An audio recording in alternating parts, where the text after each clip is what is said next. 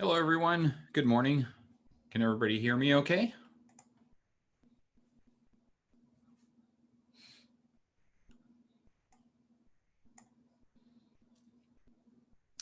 Okay, good. All right. Well, today we're going to get started on actually making a game using some of the things we learned from yesterday. And this is going to be a little, if you've done this class before, this is a little bit of a different kind of game. It works a little bit differently than what we've done before. And but I think it'll still be fun, and we'll have a finished game when we're done with it. So the first thing is if you started at Pico 8, you should see this screen. And remember, if it's taking up the full screen, use Alt and Enter, like hit Alt, Enter, and it'll take it out of full screen just to make sure you can see this and what we're working on in the same window. Okay, so the first thing we need to do is we've got this loaded. We just loaded up Pico 8. On a Mac, it's the same thing. Hold down Alt. The key might be called Return on your Mac keyboard. It's the key you hit when you want to go to a new line. So you hold down the Alt key and then hit Return. The Alt is usually down in the bottom left of your keyboard. And if you hit that, it should make it not full screen. If that doesn't work, let me know, because it should. It's the same key combo on Mac as PC. So the first thing we need to do is we just started up and nothing is saved. So we need to save the game that we're going to be working on. And so what we're going to do is we're going to save. We're going to type save space, and then the game we're going to make is called Light Bikes. LIGHTBIKES. Light Bikes. And when you do that, it saves it. So everybody do that now. So make sure you have something saved, because now once we've typed that in, when we hit Control S or Command S on a Mac, it will save it. And we want to be able to save lots of times while we're working so we don't lose anything. Also, this will allow us tomorrow, once we're started up, instead of saving something, we're going to load something so that we can load up what we worked on. Okay, so let's get started. So if you hit Escape, it goes into the code editor. And that's where we're going to do most of the work today. Now, yesterday we talked about how functions are like a group of. We talked about how functions are just a group of commands that you're telling the computer what to do. And remember, we talked about how you have to tell it to run that group of commands. Well, in Pico 8, there's 3 functions that you don't actually have to tell it to run. It will run them automatically for you. And so we're going to put those in now. So we're going to type in function, and then we're going to use underscore. Underscore is shift dash. Shift dash, right between the 0 and the equal sign on the keyboard. Shift dash init. And init stands for initialize, which initialize means to start something up. So function init, parenthesis, parenthesis, and then type end. And put some space in here so we can put some stuff in there. And this function is automatically run once at the very beginning. Adira, when you say you can't get in, what do you mean by that? Just want to make sure everybody's up and running at the same spot here.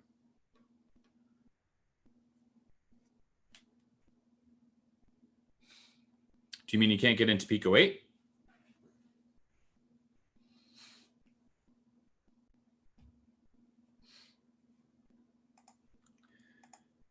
Also, while I'm waiting for Adira to write back, just a reminder that everything we go over today, I will be making a video for you that talks about everything we covered today. So even if you missed part of it, or you just want to go over it again, or if anything happens, you'll at least be able to get caught back up with no problem, and make sure you haven't missed anything. Adira, if you're, oops, hold on one second. Adira, are you in this area here where you're just like in the console? Because if you are, you hit the escape key, which is in the top left of the keyboard, and that gets you into this area.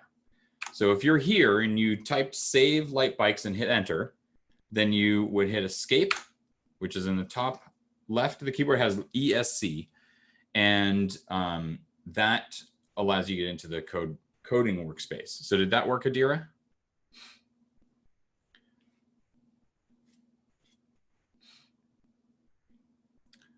Milo, I'll explain what that means in just a minute. Adira, are you all set now? Are you in the workspace now?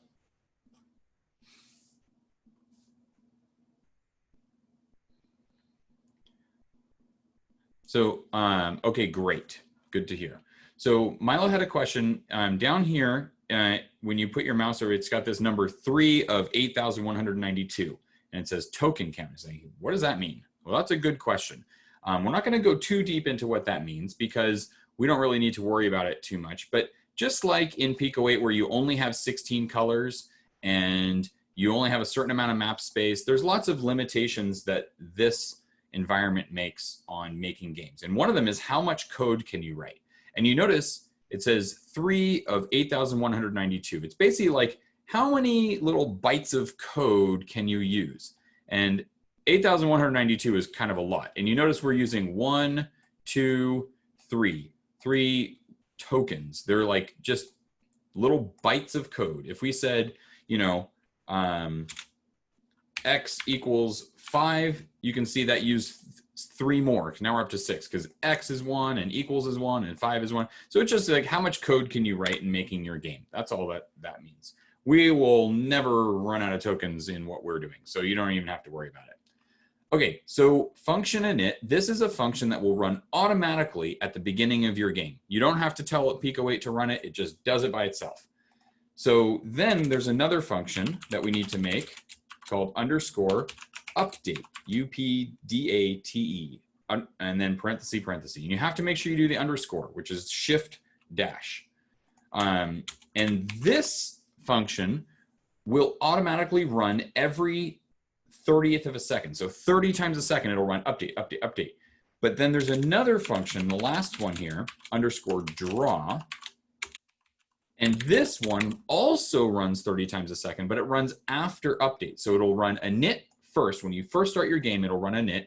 Then it'll run update and then draw. And then it'll go back and run update again and draw again and update again and draw again. And 30 times a second, it'll run update, draw, update, draw, update, draw, update, draw. And that's how we have our game actually do things, is because we tell the game to change stuff every 30th of a second, and we tell it to draw what's on the screen every 30th of a second. So our game kind of like moves forward that way. But we can set stuff up here in init. So these 3 functions are really important because they happen every time you run your game. It runs anything in it, then it runs update, draw, update, draw, update, draw. So let's put some code in here and get things started. So the first thing we're going to do is we're going in the init. So when our game starts, we're going to clear the screen. So we're going to say CLS. So when the game first starts, it's going to clear everything off the screen. And we need players for our game. So let's make some players. So what we're going to do is we're going to be making a game where it's actually a 2-player game. So if you have family or friends or brothers or sisters, they can play with you. But we're going to make this as a 2-player game. And you start off and you've got little, bikes of light that are drawing walls on the screen, and you've got to avoid their walls and they've got to avoid your walls, and you got to try to trap them and they can try to trap you. And in the meantime, you got to avoid the map walls and stuff like that. And so that's what we're going to be making. So now, yes, Renbeer, it is like Tron. It is just like the old Tron game, exactly like that. Okay, so we need to make our players. So we're going to make a whole new code tab. So hopefully everybody has this in here. I'm going to take a snapshot of this, though. So in case you don't have this, 1 second.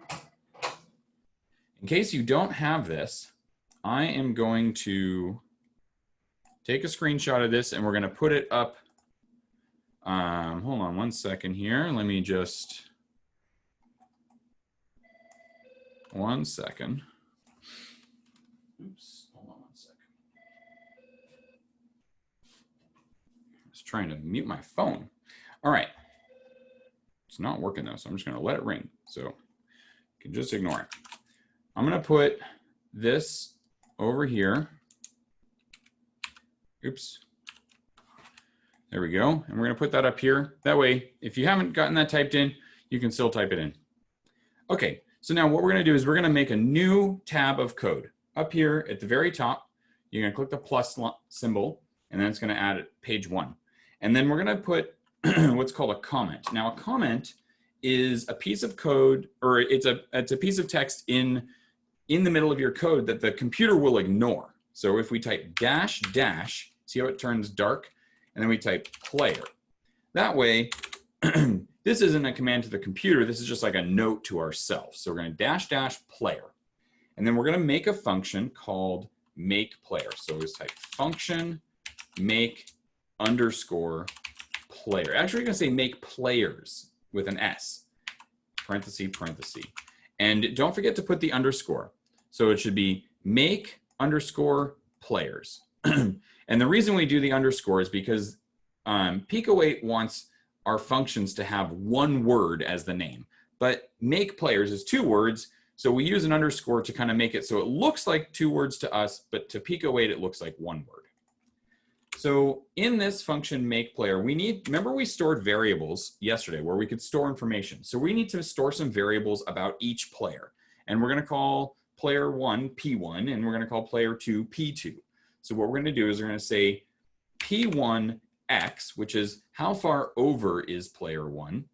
And that's going to be 96. So we're going to say the player 1 starts 96 dots over. Okay. And then we need P1Y. And we're going to say that is 64. So player 1 will be 96 pixels, 96 dots over, and 64 pixels down. So right about here on the screen. Okay. And then we're going to say what color is player 1. And I'll say P1C for color. And you can choose whatever color you want from these colors. Now remember, if you put your mouse over the color, you can see down in this corner, I'm actually going to mark it here so that you can actually see. Here we go. So down here, oops, there we go.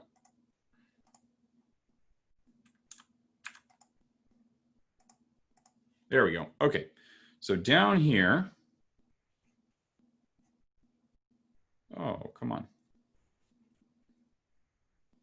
Boy, this is giving me some weird problems today. Okay, so down there is where you should see the color names. So see how we got the different color numbers? So I'm going to pick blue for player 1. So that's color 12. Okay, you can pick whatever color you want, but I'm going to pick color 12. And so we go back to our code and we say player 1 color is 12.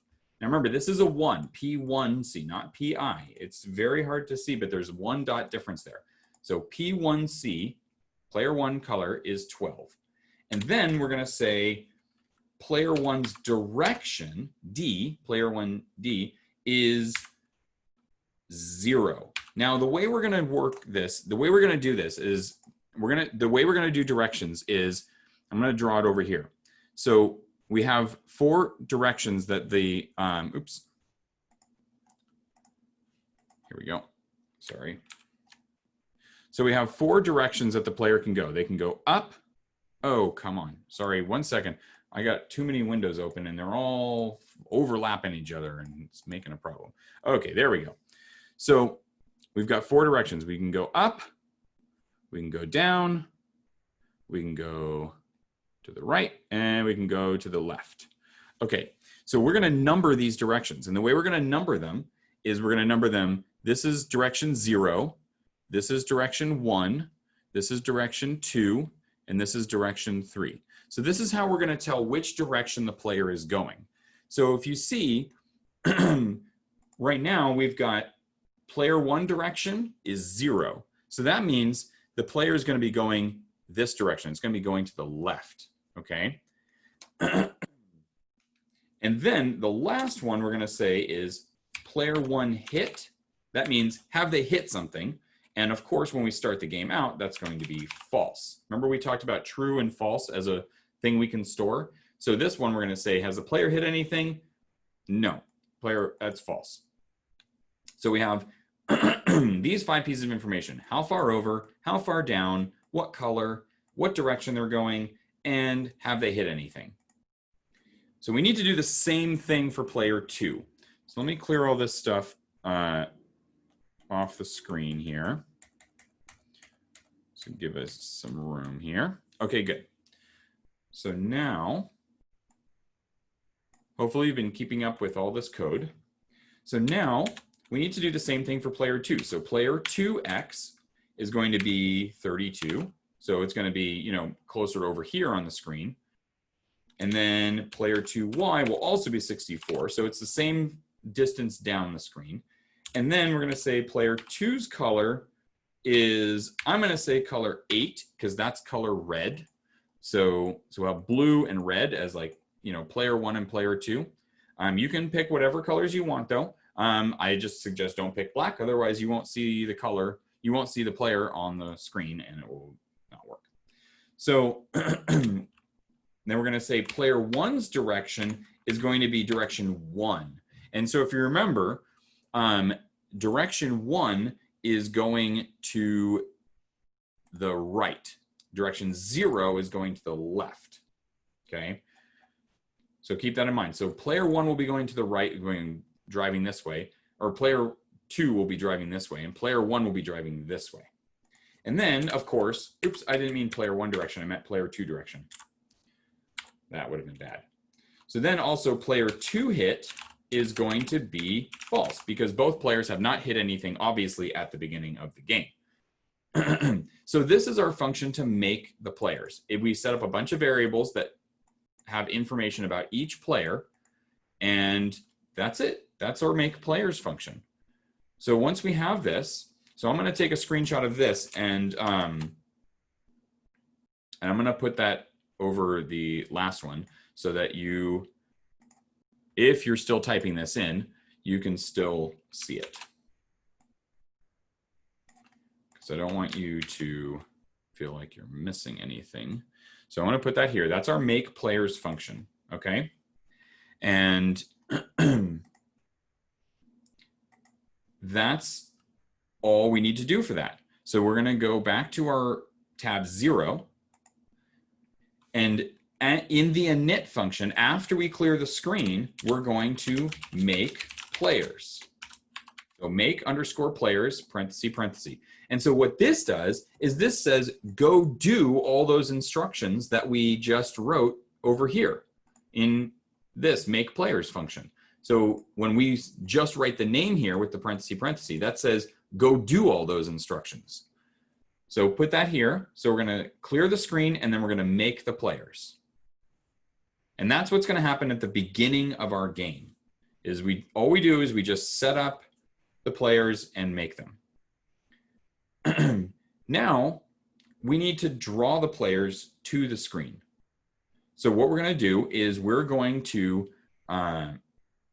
go back to our player tab here. And you notice when you have that little comment at the top, when you move your mouse over the tab, it tells you what's at that tab. And that's why it's handy to have this at the top.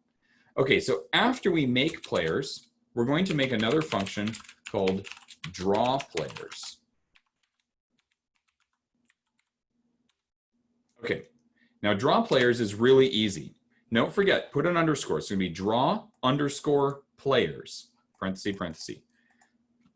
Now we have all this information, like how far over, how far down, and what color. So we're going to use that to draw the players. And the players are going to be really simple. It's just going to be a dot on the screen that leaves a trail behind.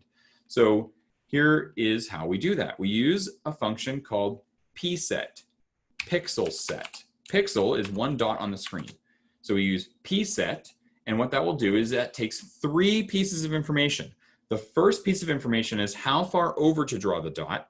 The second piece of information is how far down to draw the dot. And the third piece of information is what color. And so since we have that up here in our player information, we can say, okay, pset, draw a pixel at P1x, so that's how far over, P1y, that's how far down, and P1c, that's what color.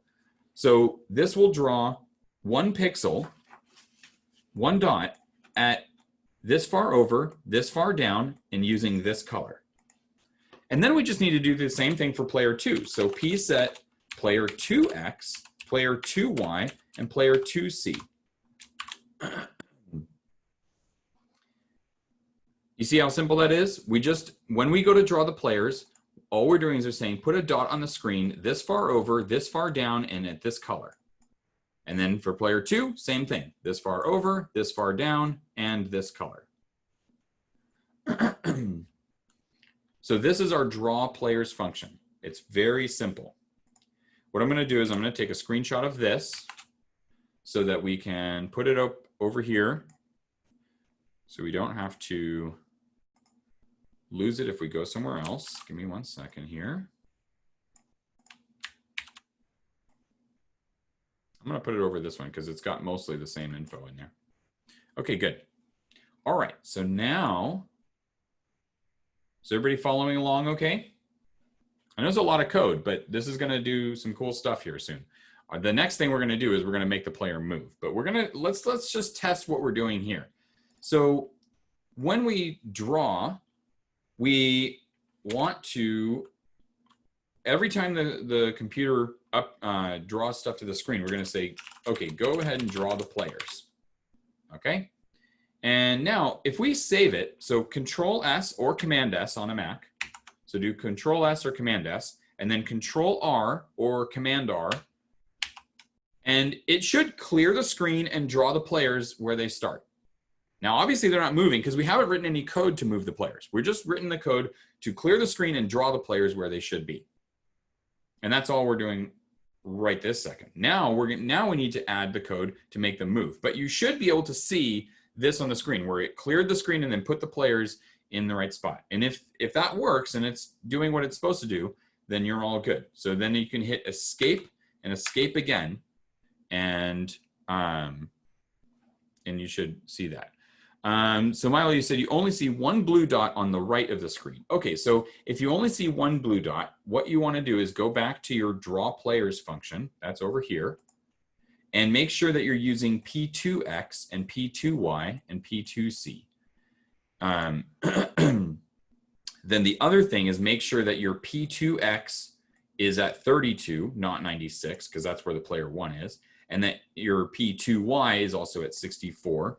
And that your player 2 color is not like a color like black. Make sure it's some other color. And as long as you have those pieces of information, then these should all be there. And make sure that it says P2X. It's not like PSX or something else. Like, make sure the letters are all correct, because I've seen that happen a lot. Lucas, so if you don't see anything, make sure that in tab 0, make sure this is underscore draw, okay? And then make sure you have this where it says draw underscore players, okay? Make sure that this name matches up with this name here.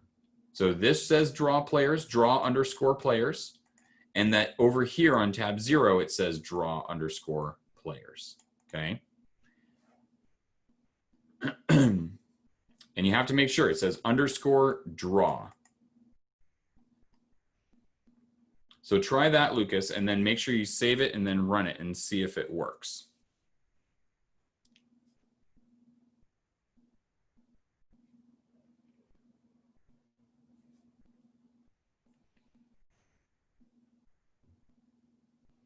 Does anybody else have any problems, or is it working for everyone else?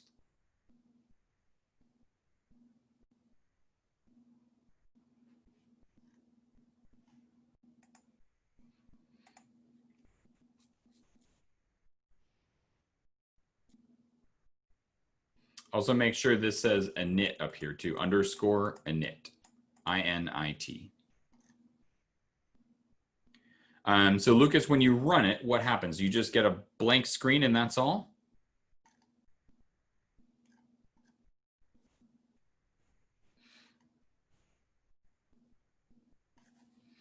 Okay, so make sure this, where it says function, make sure that is in pink. If it isn't, you might have a missing letter or a mistyped letter.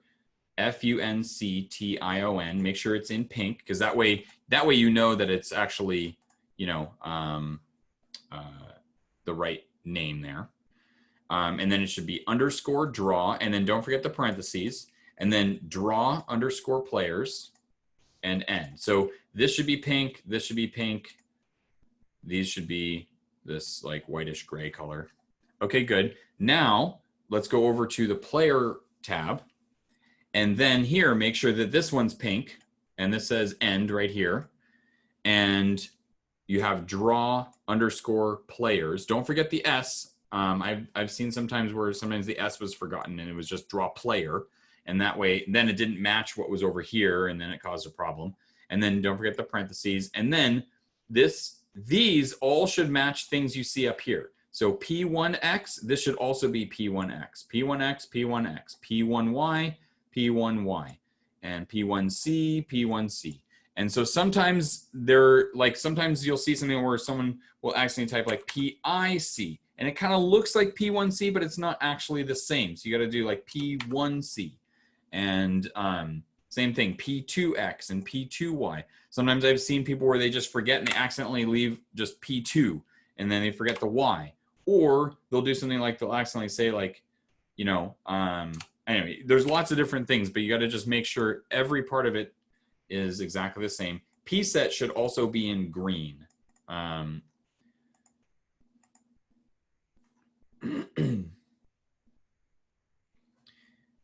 And the other thing to make sure of is where this says make players, make sure that is correct, where it says make players.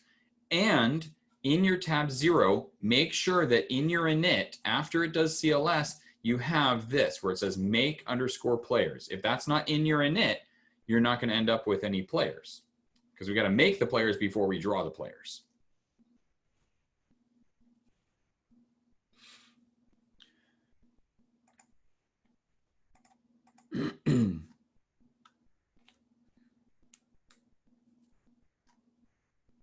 Blue is there, but red is not. Okay, so, well, that's good. We're at least farther along. So if blue is there, but red is not, so make sure, first off, make sure these are saying P2X and P2Y, but then make sure that P2X is set to 32, not 96, because P1 is 96, which is all the way over here, and P2X is 32, which means it's a little bit over here. So you got to make sure P2X is set to 32, but the PYs, P1Y and P2Y can both be the same, because they're both the same distance down the screen.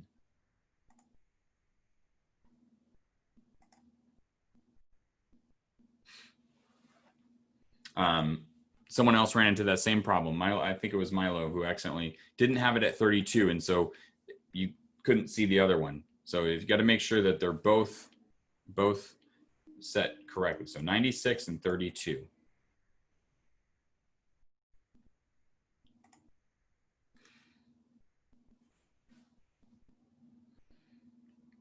So there's still, you can still see just the blue one and not the red one.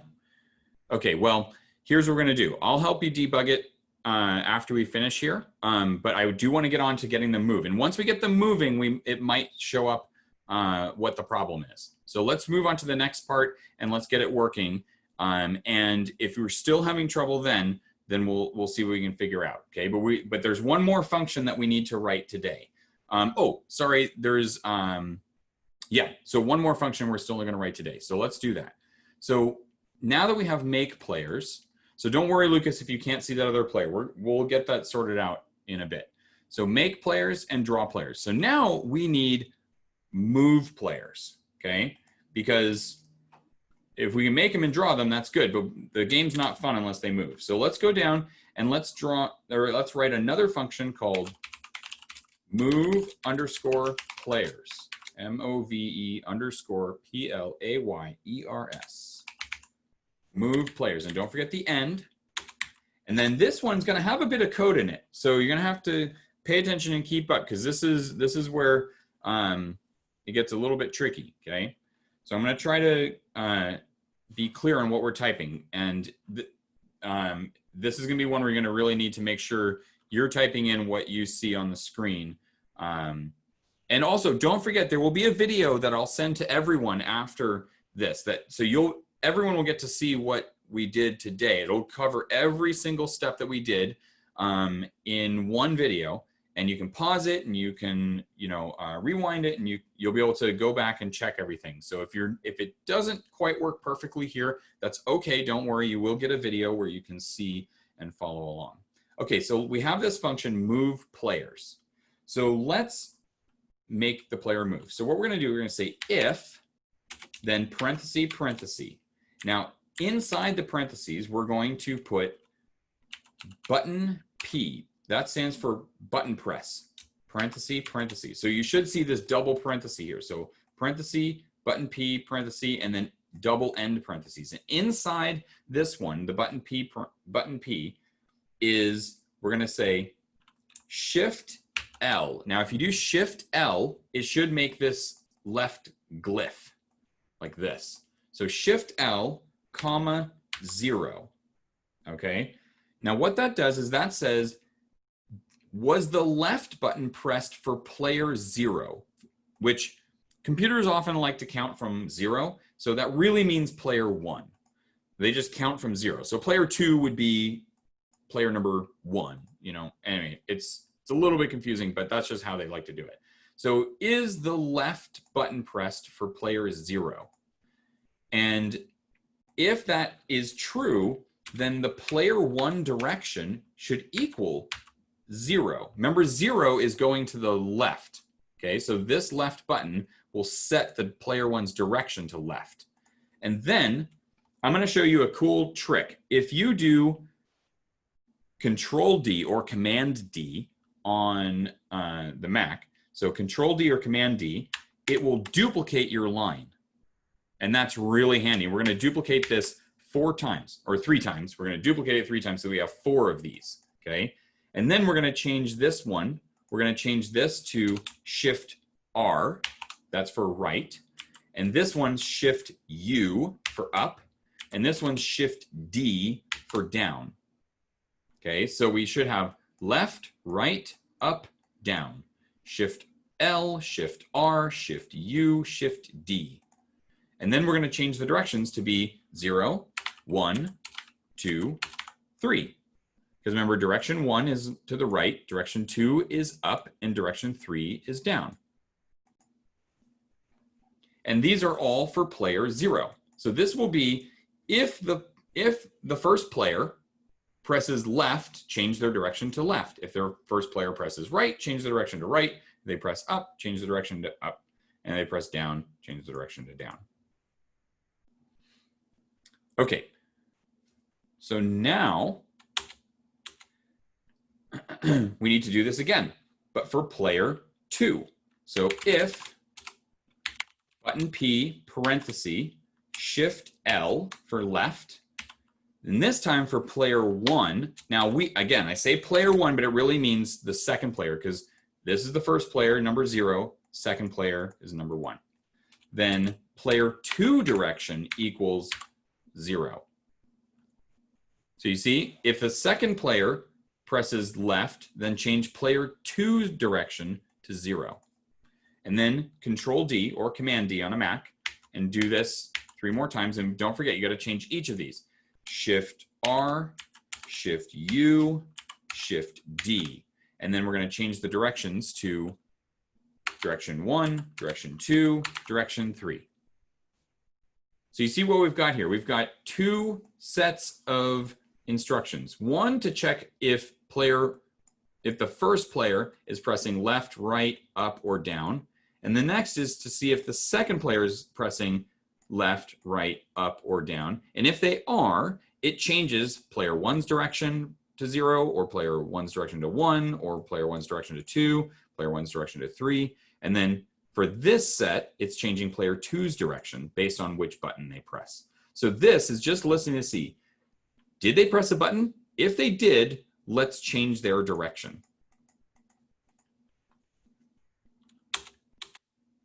Okay, so now that we've changed their direction, we need to use the direction they're going in to change where they are. Now remember, where they are is stored by the X and Y numbers.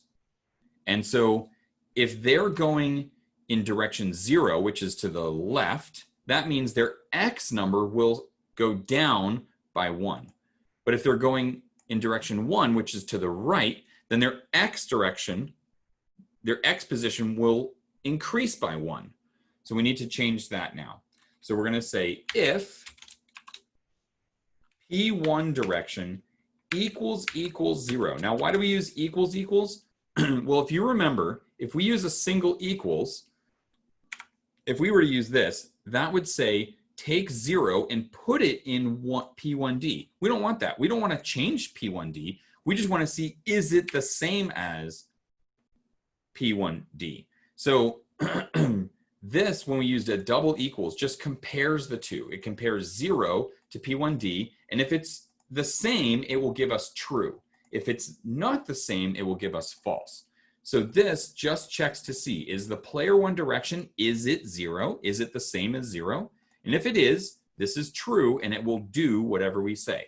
So we'll say, if the player 1's direction is 0, then P1x, like the x position of the player 1, minus equals 1, means it should subtract by 1. So player 1 x direction should go down by 1. That means it will move just 1 dot to the left. And then we can duplicate this again. We can say Control D or Command D on a Mac. Ba-bum, ba-bum, ba-bum. And now we can say if player 1 direction is 1, then player 1 x should plus equals 1. So this way it will add 1 to the x direction and they'll move to the right. Now if player 1's direction is 2, then player 1 y should subtract by 1. Okay, it's important you change this to player 1 y. And if player 1's direction is 3, meaning going down, then player 1's y should plus equals 1.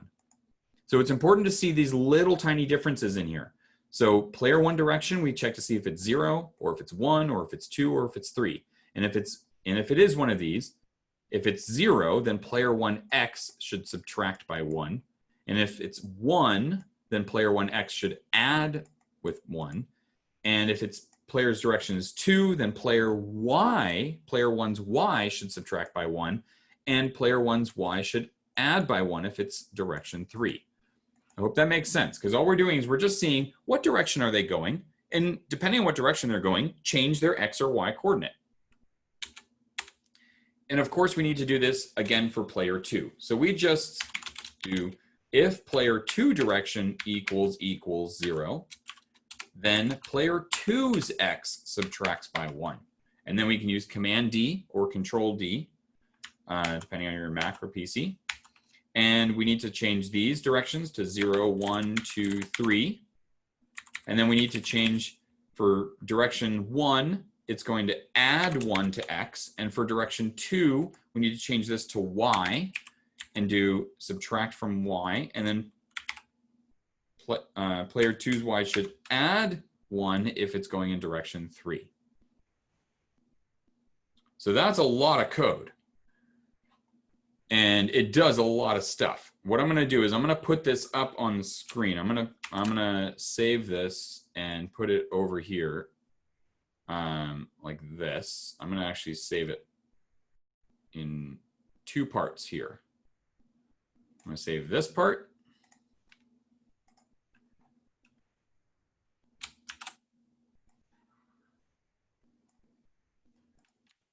Let's put that here. And then I'm going to save this part.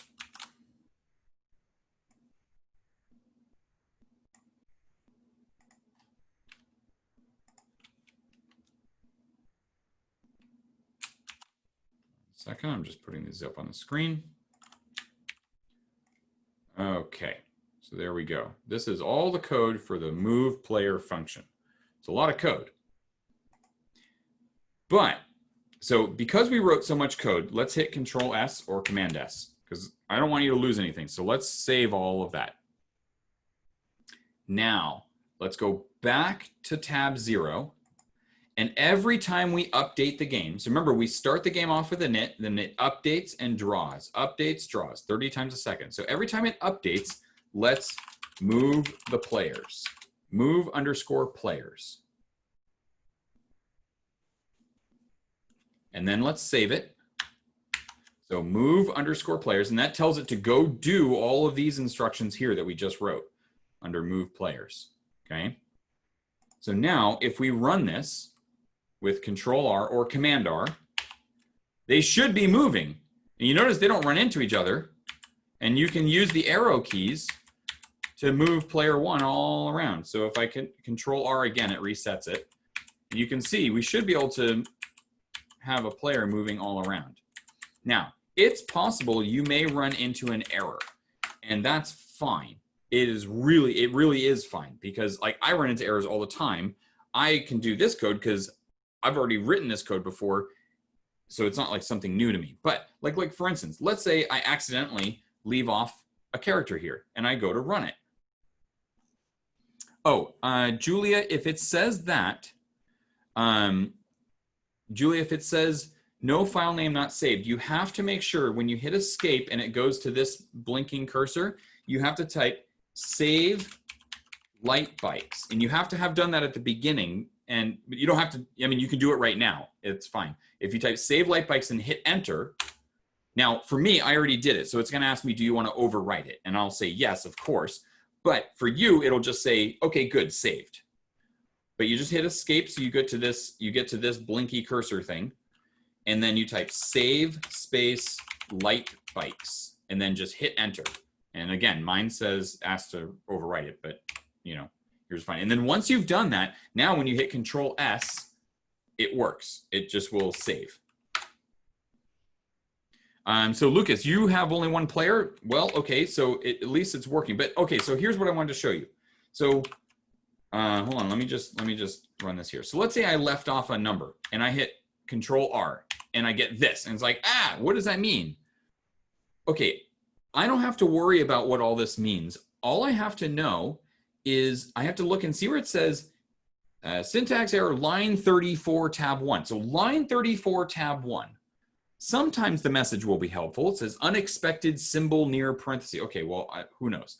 But line 34 tab 1, that's the important thing to know. And if you hit escape, it actually goes to line 34 tab 1. So watch, if I hit escape, it goes to line 34 tab 1. And I can look on this line and see, what's missing here? Or what's wrong? Or what did I type incorrectly? And I can see, oh, I forgot a 1. Good, I'm gonna type the 1 and save it and then try running it in. Oh, look, now it works. You see how that works? So if you get an error, pay attention to where the error it thinks the error. It's not always accurate. Sometimes it will not show you exactly where the problem is.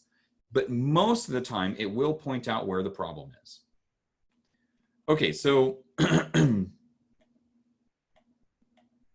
see if we can get, there we go. Okay, back to this. So now we've got our game to the point where we can run it, and we should, now you might be wondering, how do you move the other player?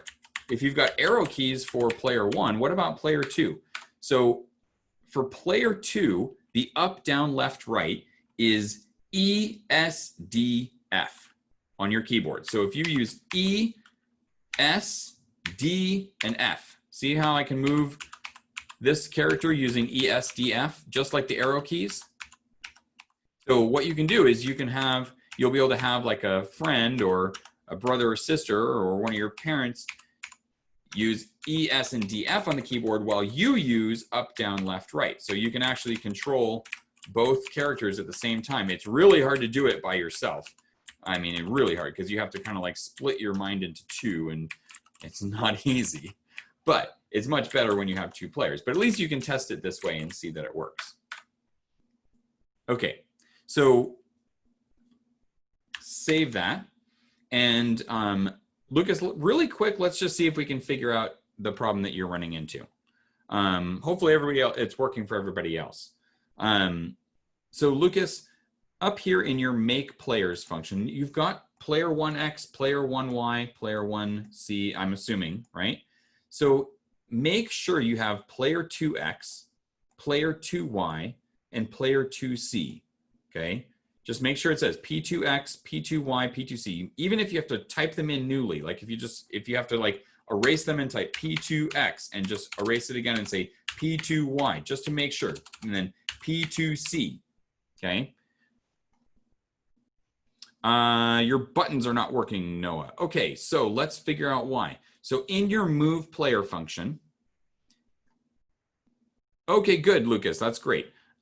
So Noah, in your move player function, make sure it says button P parenthesis, then your direction, comma, 0 for the player 1. Okay, make sure all of these are, and then end parenthesis, end parenthesis. So it should be inside the parentheses, it should say button P, and then parenthesis, the direction with his like Shift L, Shift R, Shift U, Shift E, okay, comma 0, and then parenthesis, parenthesis.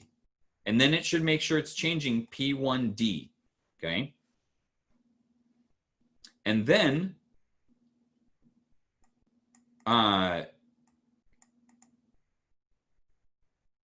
over here, make sure you're doing, instead of comma 0 for player 2, make sure you're doing comma 1 for player 0, or for player 2. Remember, it's a little bit confusing because even though it's player 1, you're using number 0 for player 1. And in this one, even though it's player 2, you're using number 1. So it's like player 0 is the first player and player 1 is the second player in the way that it counts the buttons.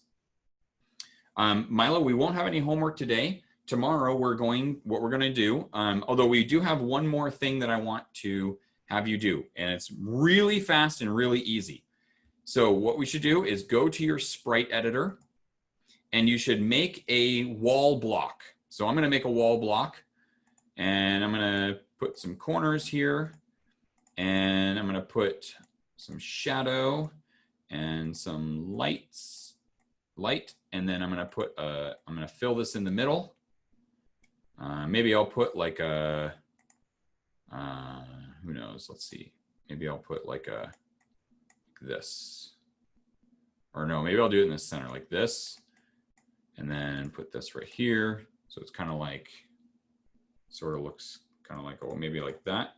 There we go. Or maybe we can do it like this. Maybe do this and then like that. Or maybe like that. And then put this in the middle. So it's kind of like, yeah, that looks kind of cool wall. Okay, so this is my wall. And then in my map, I'm going to go over here and I'm going to use this wall tile and I'm going to drag my pencil around and we're going to make a map. I'm going to hold down the space bar. I'm going to drag down here till I get down to this line here. This is the bottom of the screen. And then I'm going to hold down space and drag the map around. And so now I have an arena and I'm going to add like some extra barriers here. Kind of like what we did for the snake game, but a little bit different. So here we go. We've got some barriers. So this is what my map looks like now. And now, remember, a screen is 16 tiles across and 16 tiles down. So that's how you can tell if you're filling up the whole screen. Once you have a map, and I'm going to let you spend your own time making your map, but here's what you have to do. So back in your code, back on tab 0, before you draw the players in the draw function, just type map parenthesis parenthesis. That's all. Just type map parenthesis parenthesis, and it will take whatever's on your map here and draw it to the screen. So when we save it, Control S and then Control R, now check that out. Now we've got a level. Now, of course, our players can completely ignore the level, which is not good. That's what we're going to do tomorrow. Tomorrow, we're going to make it so that the players can run into each other and they can run into the map. And if they run into the map, then they lose. Or if they run into the other player. The other thing we're going to do is we're going to make it so that if the players hit each other, then it's a tie.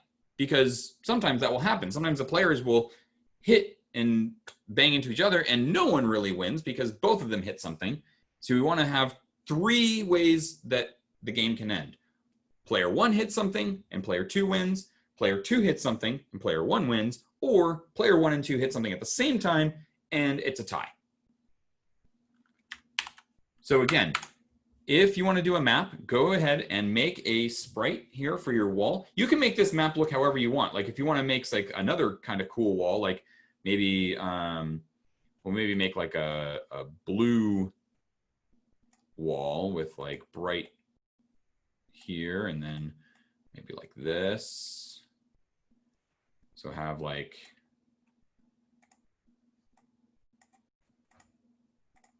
that, maybe that kind of thing. And then we can put that one, we can draw that one here. So that's what will be inside the arena. We could do that if we want. There we go. Now if we run our map, now that looks kind of cool. You can kind of do whatever you want for your walls and make them look however you want. We could maybe make kind of do like the same thing as this, but something a little bit simple. Like this, and then maybe make smooth walls. Like, oops, we'll fill all this in. And let's put some, now I'll make some smooth walls, and we'll use some smooth walls. Like maybe we'll just make the edges, you know, have those decorations and just, so now we're just gonna make smooth walls like this.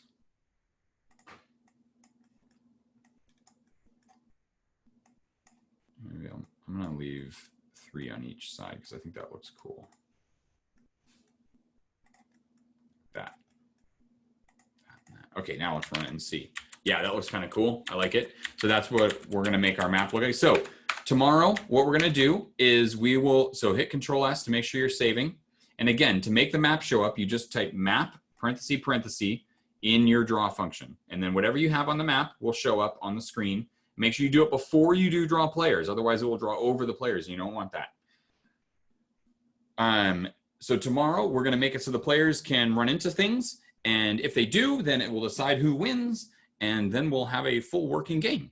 So for now, it should be working. Noah, did you get your buttons working? Did that work fine for you now?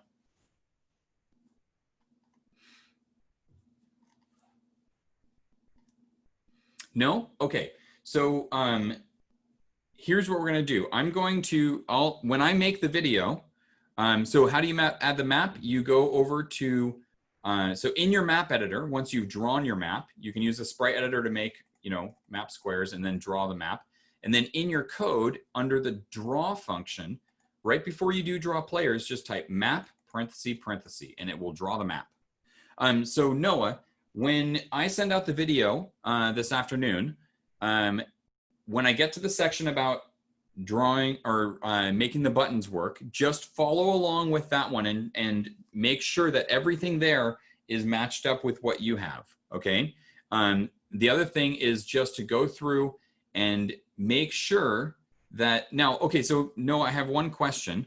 Do the players move, but the buttons don't work? But do the players like move around? But you just can't move them with the buttons. But okay, so they do move. So good. So that means that this part is working correctly. It just means that it's probably something in here. Okay. So when I send out the video, just follow along the section where I cover the move players and just make sure that you've got exactly what's in the video. And usually it's something really tiny. Usually it's like one little character, like maybe you forgot the comma or you forgot to, you know, this was I instead of 1 or something like that. It's usually something really small. So keep an eye out for that. Everyone else, good job. And so, no, it sounds like everything's working fine. It sounds like everything else you wrote is great, except for we just got to figure out what that one thing is. So good job, everyone, for getting all of this code in there. It is a lot of code, but it's working for the most part for everybody. And tomorrow we will get this turned into a finished game, and you can play it with friends and family. Okay. I will see everybody tomorrow. And if you have any questions, don't forget, if you have questions, you can always email me at this address. I'm happy to answer any questions, no matter what they are. Even after the class, if you've got more questions after the class, you can always email me, and I will be happy to help you out. That's Dylan B, D-Y-L-A-N-B, at delphian.org. And I will see you all tomorrow. Bye, everybody.